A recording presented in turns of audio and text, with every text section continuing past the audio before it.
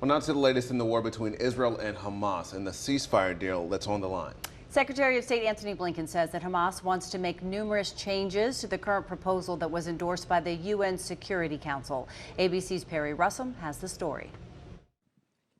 Secretary of State Antony Blinken says Hamas wants to make a number of changes to the current ceasefire proposal. Hamas could have answered with a single word: yes.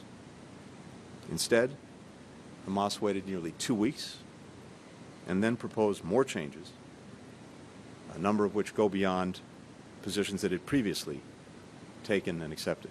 Blinken in Qatar today, the latest stop in his Middle East trip, meeting with leaders, including Israeli Prime Minister Benjamin Netanyahu on Monday. Blinken says they are working to bridge the gaps in Hamas's new demands.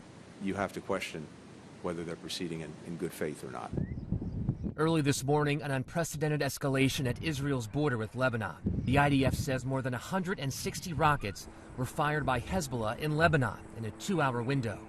Hezbollah says it's in response to the killing of one of their top commanders by Israeli forces.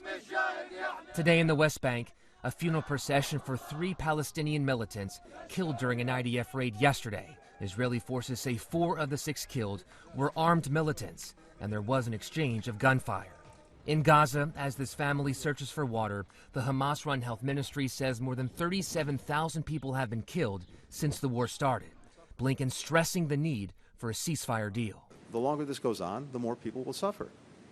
And it's time for the haggling to stop and a ceasefire to start. Blinken says with no deal in place, the war Hamas started back on October 7th will go on. He says he is urgently pushing to close this deal. Perry Russum, ABC News, Washington.